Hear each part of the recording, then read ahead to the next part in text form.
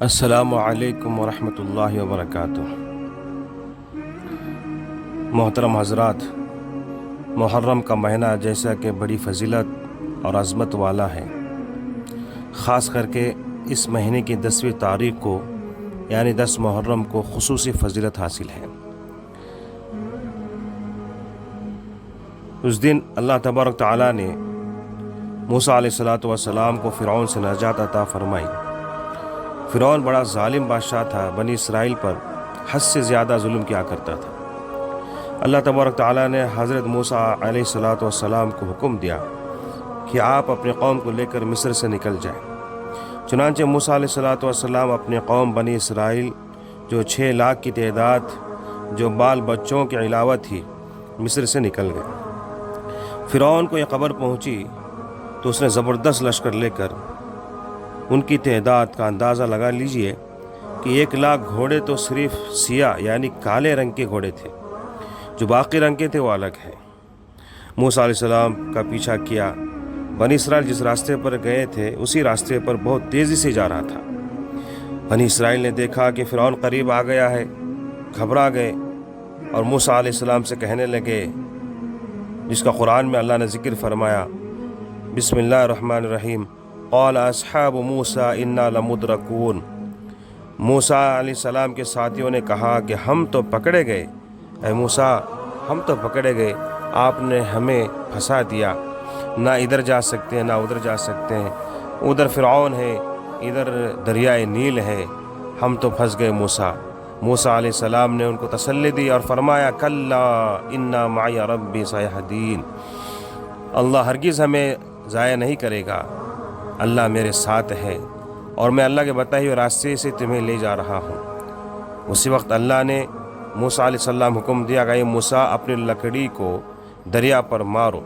موسیٰ علیہ السلام نے لکڑی کو دریا پر مارا تو فَأَنَّا كُلُّ فِرْقٍ كَالطَّوْدِ الْعَظِيمِ، اللہ نے قرآن میں فرمایا۔ اسی وقت پانی پھٹ گیا، راستے بن گئے، پہاڑوں کی طرح پانی کھڑا ہو گیا۔ سبحان اللہ۔ بنی اسرائیل کے 12 قبائل تھے، 12 راستے بن گئے۔ پھر اس کا ذکر اللہ قرآن میں فرماتا ہے، فَاضْرِبْ لَهُمْ طَرِيقًا فِي الْبَحْرِ يَبَسًا لَا تَخَافُ دَرَكًا وَلَا تَخْشَىٰ۔ تیز اور سوکھی ہوائیں چل پڑی جس نے راستے خشک کر دیے۔ اب تو نہ فرعونوں کے ہاتھوں میں گرفتار ہونے کا ڈر اور نہ ڈوب جانے کا ڈر، اور ساتھ ہی قدرت نے پانی کی دیواروں میں سوراخ بنا دیے تاکہ ہر قبیلہ ایک دوسرے کو دیکھ سکے، تاکہ دل میں خدشہ بھی نہ رہے کہ کہیں وہ ڈوب نہ گئے ہو۔ بنی اسرائیل راستوں سے پار ہو گئے۔ اب فرعون اور اس کا لشکر دریا میں اترا اور وہ موسیٰ علیہ السلام اور بنی اسرائیل پار ہو گئے اور یہ بیچ میں آ گیا۔ اللہ نے دریا کو حکم دیا کہ اے دریا اب مل جا اور ان کو ڈبو دے۔ پانی کے پتھر کی طرح بنے ہوئے پہاڑ بھی فوراً پانی ہو گئے۔ اسی وقت یہ سب ڈوب کے مر گئے۔ اللہ نے موسیٰ علیہ السلام اور ان کی قوم کو کامیاب کر دیا اور فرعون اس کے لشکر کو ناکام اور برباد کر دیا۔ بنی اسرائیل کو کامیابی جو ملی وہ 10 محرم کا دن تھا۔ اسی وجہ سے یہود ہر سال 10 محرم کے دن شکرانے کے طور پر روزہ رکھا کرتے تھے۔ جب آپ صلی اللہ علیہ وسلم مکے سے مدینہ پہنچے تو دیکھا کہ یہود 10 محرم کا روزہ رکھتے ہیں۔ آپ نے ان سے پوچھا کہ آپ لوگ 10 محرم کو روزہ کیوں رکھتے ہو؟ یہودیوں نے کہا، اس دن اللہ نے موسیٰ اور ان کے قوم کو فرعون سے نجات عطا فرمائی، تو آپ صلی اللہ علیہ وسلم نے فرمایا تم سے زیادہ ہم حقدار ہیں۔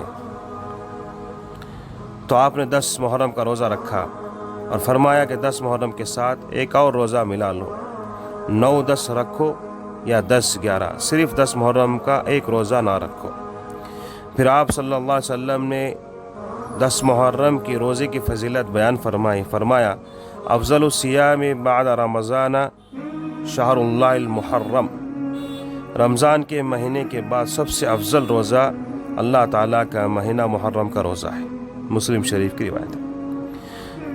حضرت ابن عباس رضی اللہ عنہ کہتے ہیں کہ میں نے رسول اللہ صلی اللہ علیہ وسلم کو دنوں میں سے عاشوراء اور مہینے میں سے ماہ رمضان کے روزوں سے زیادہ کسی دن یا مہینے کے روزے رکھنے کا اہتمام کرتے ہوئے نہیں دیکھا۔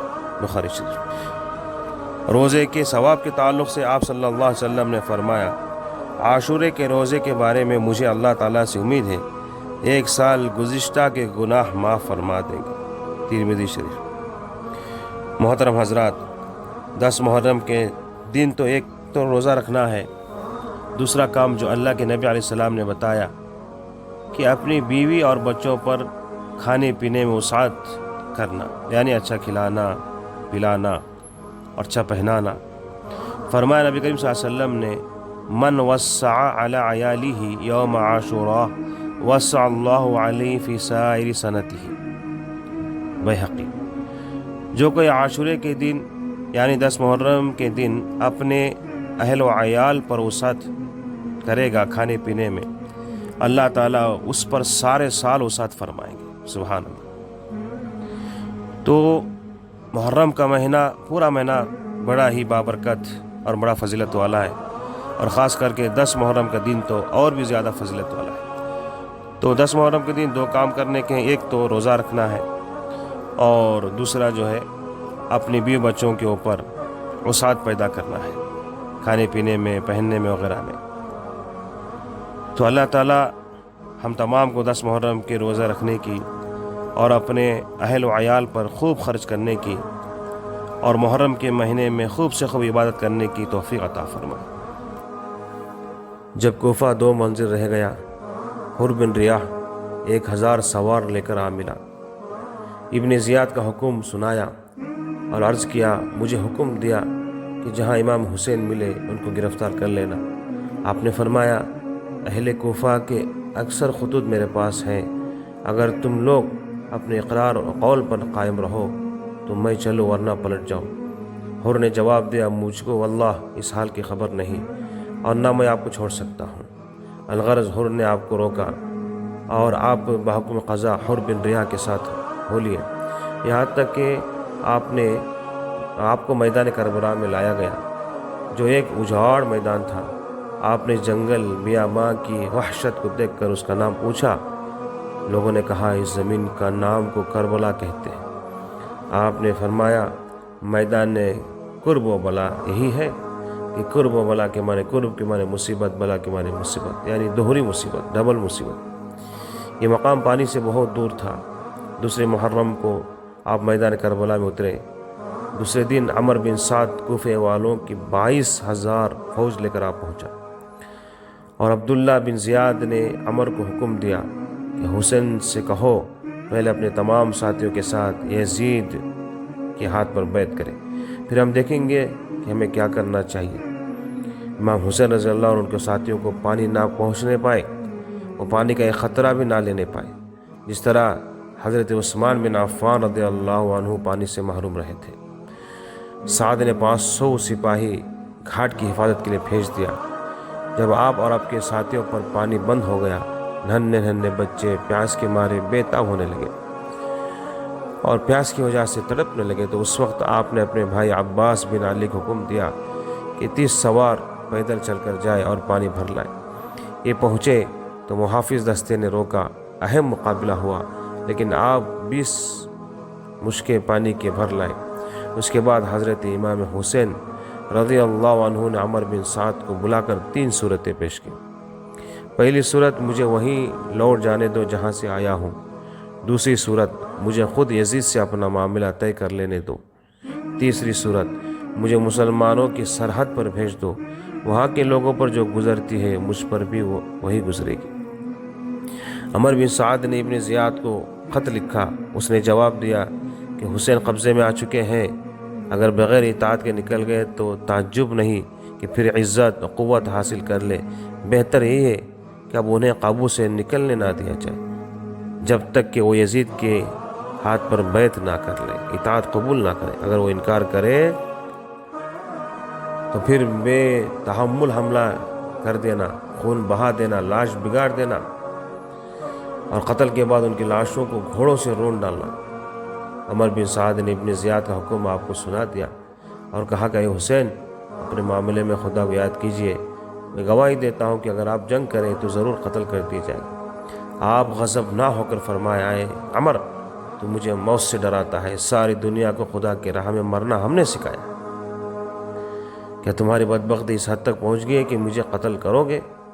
پھر آپ نے ان اشعار کو پڑھا، سامزا وما فی الموت عار علی الفتى اذا ما نوى حقا وجاہد مسلما، ان قریب میں جنگ لڑوں گا، مرد کے لیے موت ذلت نہیں ہے جبکہ اس کی نیت نیک ہو اور اسلام کے راہ میں جہاد کرنے والا ہو۔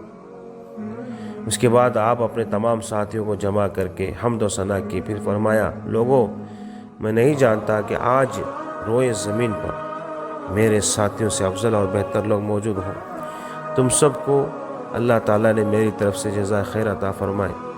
میں سمجھتا ہوں کہ کل میرا اور ان کا فیصلہ ہو جائے گا۔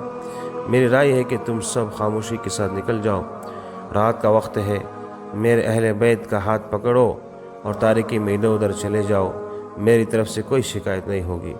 یہ لوگ صرف مجھے چاہتے ہیں، میری جان پا کر تم سے غافل ہو جائے گی۔ یہ سن کر آپ کے اہل بیت نے بہت رنجیدہ اور بے چین ہو کر کہا، ہم آپ کے بعد زندہ رہیں گے، خدا ہمیں وہ دن نہ دکھائے۔ دین و دنیا کی دولت تو حضرت کے قدموں کے تلے ہیں، یہ قدم چھوڑ کر کہاں جائیں؟ آپ کے بعد خدا ہمیں زندہ نہ رکھے کہ ہم آپ کو چھوڑ کر جائیں گے، حالانکہ اب تک آپ کا حق ہم سے ادا نہ ہو سکا، اور اللہ ہرگز ایسا نہیں ہوگا۔ ہم، ہماری جان، ہمارا مال، ہمارے اولاد سب آپ پر قربان ہیں۔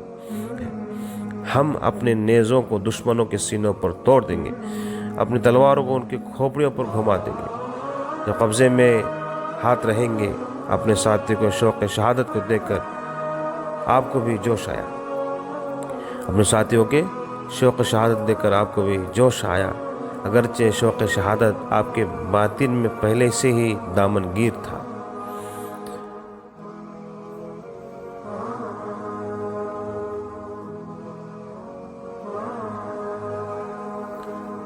چنانچہ پوری رات آپ نے اپنے ساتھیوں کے ساتھ خدا کی عبادت میں گزار دی۔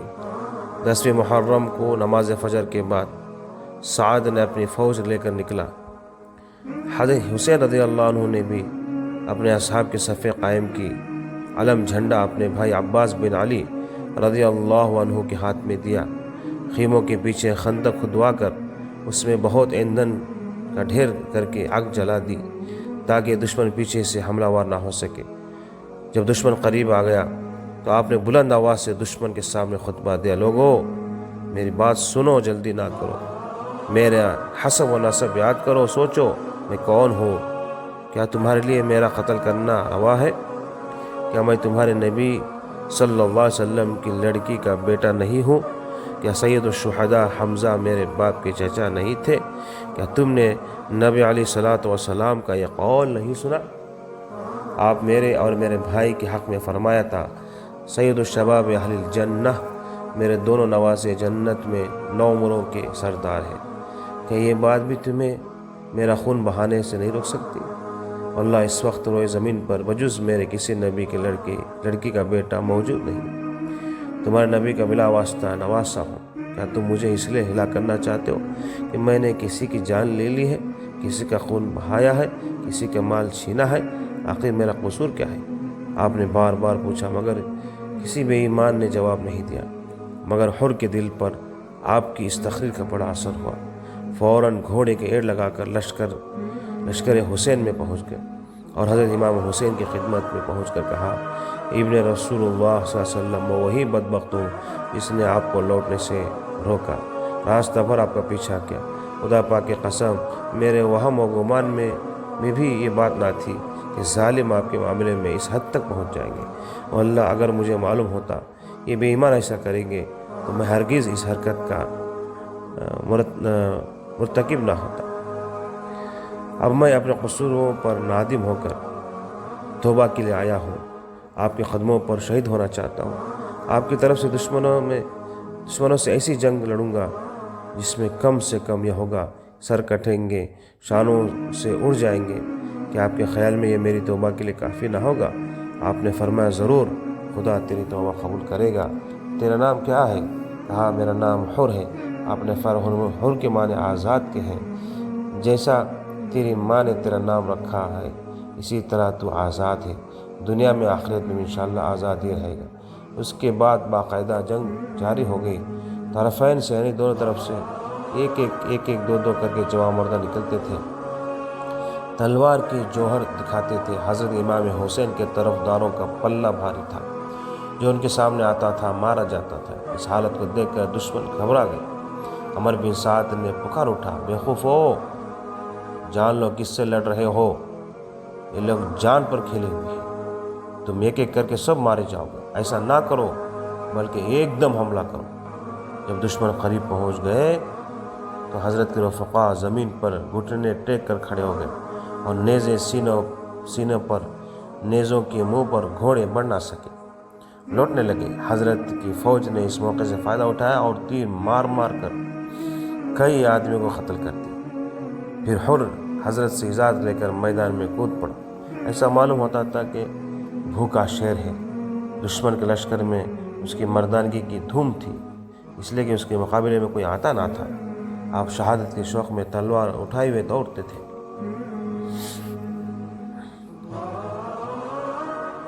پھر آخر میں لڑتے کئی لوگوں کو اس نے جہنم رسید کر دیا، یہاں تک کہ آخر میں شہید ہو گیا۔ غرض ایک کے بعد دیگر تمام اصحاب شہید ہوتے گئے۔ اب خاندان نبوت کی باری تھی۔ سب سے پہلے آپ کے صاحبزادے علی اکبر نے جنگ کی اجازت چاہی۔ علی اکبر نبی صلی اللہ علیہ وسلم کی شکل پر تھے۔ حدیث میں آیا ہے کہ جب کسی کو نبی صلی اللہ علیہ وسلم کو دیکھنے کا شوق ہوتا تو آپ کو دیکھ لیا کرتے تھے۔ حضرت امام حسین نے فرمایا، اے علی اکبر، اپنی ماں شہر بانو کے پاس جاؤ، انہوں نے کمال محبت سے 18 برس تک تم کو پالا پوسا ہے، اب جنگ کی اجازت بھی وہی دے گی۔ حضرت علی اکبر نے ماں کے پاس حاضر ہو کر اجازت چاہی۔ شہر بانو نے فرمایا، علی اکبر، تمہارے باپ کے بعد اپنی زندگی کا سہارا تمہارے دم تھا، سو آج تم بھی ماں کے سامنے قربان ہونے کے لیے جا رہے ہو۔ اگرچہ میں آج کے دن صبر میں حضرت حاجرہ سے کم نہیں ہوں انشاءاللہ، مگر بیٹا تمہارے جانے سے دل ٹکڑے ہوتے جا رہے ہیں، مگر باپ کے اوپر سر فدا کرنے کا ارادہ ہے، بسم اللہ جاؤ۔ پھر علی اکبر نے دشمنوں کے اوپر حملہ کیا۔ بھوکے باز کی طرح دشمن ٹوٹ پڑے، غضبناک شیر کی طرح تلوار کا وار کیا، بے شمار دشمنوں قتل کیا۔ چاروں طرف سے آپ پر تیر و تلوار کا مینہ برستا تھا۔ آپ ابا جان کی طرف دیکھ کر بار بار فرماتے تھے، السلام علیکم ابن رسول اللہ۔ آپ جواب میں تھے، وعلیکم السلام ورحمۃ اللہ۔ پھر آپ بہت سے زخم بدن مبارک پر اٹھائے۔ آخر اس ظالم نے نبی صلی اللہ علیہ وسلم کے تصویر پر اس طرح تیر مارا کہ علی اکبر کے پشت مبارک سے پار ہو گیا، اور گھوڑے سے گرتے ہوئے باپ کو پکارے، یا ابا ادرکتنی، ابا جان علی اکبر کی خبر لیجیے۔ حضرت فوراً کود پڑے۔ آپ کی جلال کے خوف سے دشمن پیچھے ہٹ گئے۔ علی اکبر ایڑیاں رگڑ رہے تھے اور آپ فرما رہے تھے، ان کے لیے ہلاکت ہے جنہوں نے تجھے قتل کیا، قیامت کے دن تیرے نانا کو کیا جواب دیں گے؟ علی اکبر، تیرے باپ کے لیے سخت حسرت کا مقام ہے کہ تو اسے پکارے اور وہ جواب نہ دے سکے۔ افسوس کہ تیرے باپ کے دشمن بہت ہو گئے اور دوست باقی نہ رہے۔ پھر لاش اپنی گود میں اٹھا لی اور خیمے کے سامنے لا کر رکھ دی۔ اب حضرت شہر بانو اور زینب اور ام کلثوم کی بےقراری کا حال کیا بیان کروں، ان کے جگر کے ٹکڑے ہو گئے۔ اتنے میں حضرت علی اصغر چھوٹے سے بچے تھے، پیاس کی شدت سے ایڑیاں رگڑنے لگے، حضرت کے پاس لائے گئے۔ اچانک ایک دشمن نے ایسا تیر مارا کہ لڑکے کے حلق میں پیوست ہو گیا۔ لڑکے کی روح اس وقت پرواز کر گئی۔ آپ نے آنسو بہائے ہوتے ہوئے کہا کہ منہم من قضا نحبہ ومنہم من ینتظر وما یبدل تبدیلا۔ آپ نے تیر لڑکے کے حلق سے کھینچ کر نکالا، خون سے چلو بھرا اور اس کے جسم پر ملتے فرمایا، اللہ تو اے علی اکبر، اے علی اصغر، خدا کی نظر میں حضرت صالح کی اڑنے سے زیادہ عزیز ہے، اور محمد صلی اللہ علیہ وسلم خدا کی نظر میں حضرت صالح سے زیادہ افضل ہے۔ اب حضرت شہر بانو، زینب، ام کلثوم کا حال کس زبان سے بیان کروں؟ علی اصغر کی شہادت کا منظر دیکھ کر حضرت زین العابدین کو رہا نہ گیا۔ اس کی بیماری کی وجہ سے تلوار پکڑنا بھی مشکل ہو رہا تھا۔ میدان کی طرف قربان ہونے کے لیے بڑھ رہے تھے۔ بیماری کی وجہ سے پاؤں لغزش کھا رہے تھے۔ حضرت دیکھ کر بے اختیار دوڑے، فرمایا کہ اے زین العابدین، اس بیماری کی حالت میں تو لڑنے جا رہا ہے، دنیا میں فاطمہ کے نسل کا بتا، تیری زندگی میں تیرے علاوہ کون ہے؟ زندگی پر موقوف ہے، تجھ پر ابھی بہت صدمے اٹھانے ہیں۔ یہ کہہ کر ان کا ہاتھ پکڑ کر خیمے میں لائے۔ واقعی حضرت زین العابدین ساری عمر صدمے اٹھاتے رہے۔ کربلا کے بعد 33 سال یعنی 30 پر 3 برس تک زندہ رہے، مگر تمام عمر کبھی رونے سے فرصت نہ پائی۔ آپ کا رونا بڑا مشہور تھا۔ ایک بار آپ مدینے کی کسی بازار کی طرف جا رہے تھے، ایک قصاب کو دیکھا کہ وہ ایک بکری کو ذبح کے لیے لے جا رہا ہے۔ آپ نے پوچھا، اس بکری کو دانہ پانی سے بھی سیراب کر لیا ہے؟ اس نے عرض کیا، حضرت 3 روز سے اس کو برابر کھانا دانہ کھلاتا ہوں اور پانی وقت پر پلاتا ہوں۔ آپ نے یہ سن کر ایک آہ بھری آپ نے، اور روتے ہوئے فرمایا کہ کیا میرے ابا کا مرتبہ اس بکری سے بھی کم ہے کہ 3 دن تک بھوکا پیاسا رکھ کر ذبح کر دیا گیا؟ یہ سن کر سارا مجمع رونے لگا۔ آپ نے شہر بانو سے اب اس کے بعد اب خود آپ کی باری تھی، امام حسین رضی اللہ عنہ کی باری تھی۔ آپ شہر بانو سے امامہ نبی صلی اللہ علیہ وسلم کا طلب فرمایا، ذوالفقار حیدر کرار کو ہاتھ میں لیا اور ذوالجناح حضرت علی رضی اللہ عنہ گھوڑے پر سوار ہو کر میدان میں کود پڑے۔ آپ کا جہ و جلال کے خوف سے دشمن میدان چھوڑ کر بھاگ کھڑے ہوئے۔ اب میدان میں تنہا کھڑے رہے۔ آپ کی حالت دیکھ کر خیمہ اطہر میں شور و قیامت برپا ہو گئی۔ عورتیں ساری کہنے لگی، اے شہزادہ کونین، تم تو میدان میں جا کر اپنا سر کٹاتے ہو اور ہم کو تنہا اس ریگستان کربلا میں کس پر چھوڑے جا رہے ہو؟ آپ نے فرمایا، آج تم سب کو خدا کے سپرد کرتا ہوں کہ بے کسوں کا وہی کار ساز اور وکیل ہے، وکفا باللہ وکیلا۔ یہ فرماتے ہوئے سب کو روتا چھوڑ کر میدان کارزار میں تشریف لائے۔ پھر اس کے بعد آپ بھوکے شیر کی طرح دشمنوں میں کود پڑے اور آپ کے اطراف دشمنوں نے آپ کو گھیر لیا، تیر برسانا آپ کے اوپر شروع کیا۔ پھر آپ نے بھی خوب تلوار چلانا شروع کی۔ پیدل فوج پر ٹوٹ پڑے، تنہا ان کے قدم اکھاڑ دیے۔ دشمن اس طرح بھاگ کھڑے ہوئے تھے جس طرح شیر کو دیکھ کر بکریاں بھاگ جاتی ہیں۔ دیر تک یہی حالت رہی۔ عمر بن سعد کہتا ہے، واللہ میں نے بہت سارے جنگ لڑی، مگر کبھی کسی شکستہ دل کو جس کا گھر خود اس کی آنکھوں کے سامنے قتل ہو گیا ہو، حسین جیسا شجاع اور بہادر اور ثابت قدم نہیں دیکھا۔ اسی دوران میں آپ کی بہن زینب بنت فاطمہ خیمے سے باہر نکلے اور چلا اٹھی، کاش آسمان زمین پر ٹوٹ پڑتا، زمین میں زلزلہ آ جاتا۔ یہ موقع ہے کہ یہ قوم عاد اور سمود کی طرح ہلاک ہو جاتی۔ پھر پکار کر زور سے کہا، اے خدا کے دشمنوں، فاطمہ کے باغ کو تم نے اجاڑ دیا، کیا فاطمہ کے لال کو بھی شہید کرو گے؟ اتنے میں اچانک ایک تیر آیا اور حضرت کے حلق میں پیوست ہوا۔ آپ نے تیر کھینچ لیا، پھر دونوں چلو خون سے بھر کر آسمان کی طرف اچھالا اور کہا، فرمایا، میں کل قیامت کے دن حضرت علی شیر خدا کو اپنا یہ حال دکھاؤں گا اور نانا جان کے حضوری میں اسی طرح جاؤں گا اور کہوں گا، آپ کے بعد آپ کی امت نے میرا یہ حال کیا ہے۔ پھر ایک ظالم نے آگے بڑھ کر نیزہ مارا کہ آپ کے پشت مبارک سے پار ہو گیا، اس سے آپ شہید ہو گئے۔ پھر ایک اور ظالم نے آپ کے سر مبارک کو تن اطہر سے جدا کیا۔ قتل کے بعد خفیوں نے آپ کے بدن کے کپڑے تک اتار لیے، پھر گھوڑے دوڑائے آپ کے جسم مبارک پر اور گھوڑوں سے آپ کے جسم کو رون ڈالا گیا۔ تمام مقتولوں کے سر کاٹ دیے گئے، جو کل 72 یعنی 70 پر 2 تھے، ان سب کے سر کاٹ دیے گئے۔ آپ کے جسم مبارک پر 33 زخم نیزے کے تھے، یعنی 30 پر 3 زخم نیزے کے تھے، اور 43 زخم تلوار کے تھے، یعنی 40 پر 3 زخم تلوار کے تھے۔ ان سب کے باوجود آپ ثابت قدم اور نڈر ہو کر دشمنوں سے مقابلہ کر رہے تھے۔ آخر میں سنان بن انس شقعی کے نیزے سے آپ کی شہادت ہوئی۔ کسی نے سر مبارک کو جسم سے جدا کیا۔ ابن زیاد کے حکم سے 1200 گھوڑے کے ٹاپوں سے آپ کے جسم مبارک کو خوب روندا گیا۔ آپ کے جسم سے گوشت کے ٹکڑے اڑ کر میدان میں پڑنے لگے۔ حضرت آدم علیہ السلام سے اور لے کر عیسیٰ علیہ السلام تک کسی نبی کے خاندان پر ایسا دردناک، خوفناک، بھیانک واقعہ نہیں گزرا جو نبی کریم صلی اللہ علیہ وسلم کے خاندان کے اوپر گزرا۔